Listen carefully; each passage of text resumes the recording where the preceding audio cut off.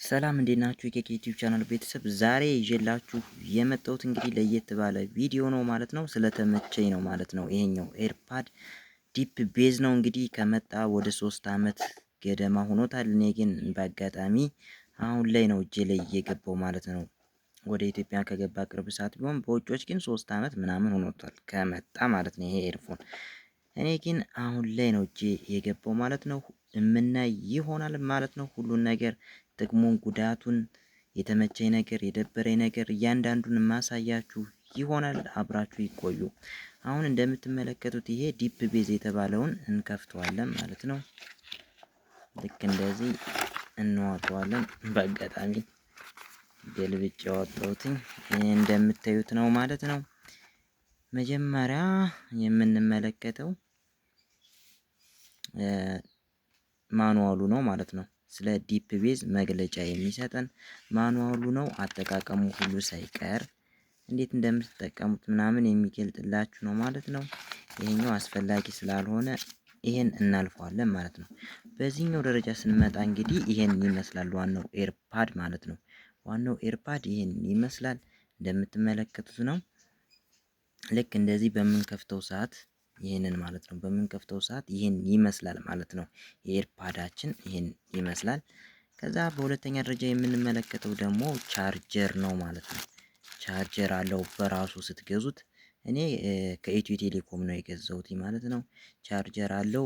ይሄ እንደምታዩት ከቦክስ ጋር ሰክታችሁ ቻርጀር ማድረግ ትችላላችሁ ማለት ነው። ሌላኛው ደግሞ ተቀያሪ ጎማ አለው ማለት ነው። ይሄን ቴክኖውን እንግዲህ ስትገዙት ተቀያሪ 4 ጎማዎች አሉት ማለት ነው። እነዚህ ጎማዎች እንዴት እንደሚቀየሩ ማሳያችሁ ይሆናል። እንደምትመለከቱት እንግዲህ ይሄኛውን በምንከፍትበት ሰዓት ይሄን ይመስላል ማለት ነው። ይሄን ይመስላል እያያችሁት ነው። ይሄን ይመስላል ማለት ነው። ተቀያሪ ጎማ ያልኳችሁ ይሄኛው ማለት ነው። በአጋጣሚ በሆነ ቢጠፋባችሁ ከዚህኛው አውጥታችሁ በቀላሉ መቀየር ትችላላችሁ ማለት ነው።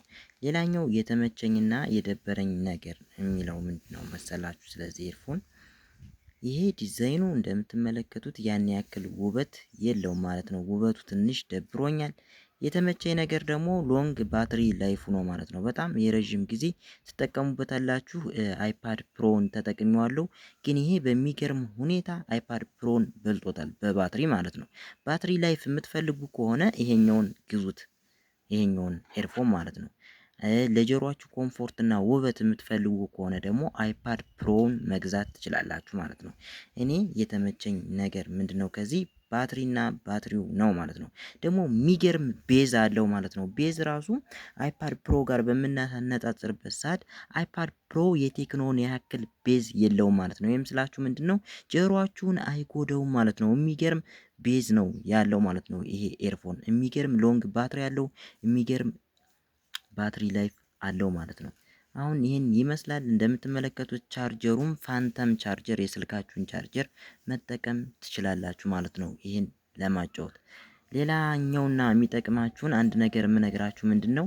ይህንን እንደዚህ ሰክታችሁ የምትጠቀሙ ከሆነ ማለት ነው። እንደዚህ ሰክታችሁ የምትጠቀሙ ከሆነ የምታጡትና የምታገኙት ነገር አለ ማለት ነው። ይሄ ምንድነው?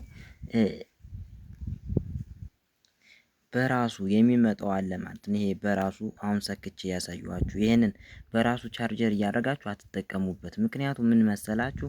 ስልካችሁን ቻርጅ የምታደርጉበት ሌላኛው ቻርጀር ካለ በዚያ ብትጠቀሙ አሪፍ ነው። ይሄኛው ትንሽ ጠበቅ ያለና ያን ያክል ምንም የቻርጀር ፍጥነት ስለሌለው ኤርፎናችሁን ይጎዳባችኋል ማለት ነው። ስለዚህ ምንድነው ማድረግ ያለባችሁ? የእናንተን ኤርፎን መጠቀም የእናንተ ቻርጀር ማድረግ ነው ማለት ነው። አሁን ለምሳሌ ያክል ይሄ በዚህኛው ብንጠቀም አሪፍ ነው ማለት ነው። አሁን ይሄኛው ምንድን መሰላችሁ አሪፍነቱ?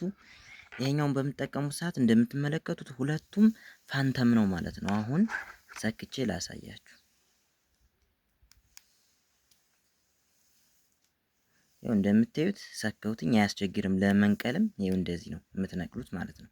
በዚህ አይነት መንገድ መጠቀም ትችላላችሁ ማለት ነው። በዚህ አይነት መንገድ መጠቀም ትችላላችሁ። ሌላኛው የወደድኩት ምንድነው? በዚህ ተጠቀሙ ስላችሁ ይሄኛው እንደዚህ ከሰካችሁት በኋላ ይሄኛውን ደግሞ ስልካችሁ ላይ በመሰካት በቀላሉ ከስልካችሁ ቻርጀር ማድረግ ትችላላችሁ። በአጋጣሚ መብራት ቢጠፋባችሁ ወይም የመብራት ቻርጀር የሌለበት ሌላ ቦታ ከሄዳችሁ ከስልካችሁ በቀጥታ ይሄኛውን ስልካችሁ ላይ በመሰካት ከስልካችሁ ወደ ኤርፎናችሁ በቀላሉ ቻርጀር ማድረግ ትችላላችሁ ማለት ነው። ይሄኛውን የምትጠቀሙት ከሆነ ይሄኛውን በምንጠቀምበት ሰዓት እንግዲህ ቀጥታ ቦክስ ላይ ይሰካል። ይሄኛው ደግሞ ከዚህ ጋር ይሰካል ማለት ነው።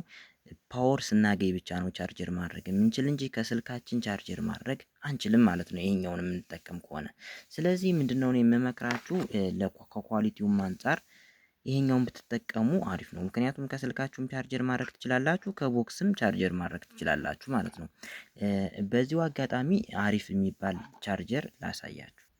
ይሄ ነው ቻርጀሩ። እንደምትመለከቱት አያችሁት አይደል? ይሄን ቻርጀር የህንድ ቻርጀር ነው፣ ኦሪጂናል ቻርጀር ነው። ይሄን ቻርጀር ለስልካችሁም ለዚህ ለኤርፓዳችሁ ብትጠቀሙት አሪፍ ቻርጀር ነው ማለት ነው።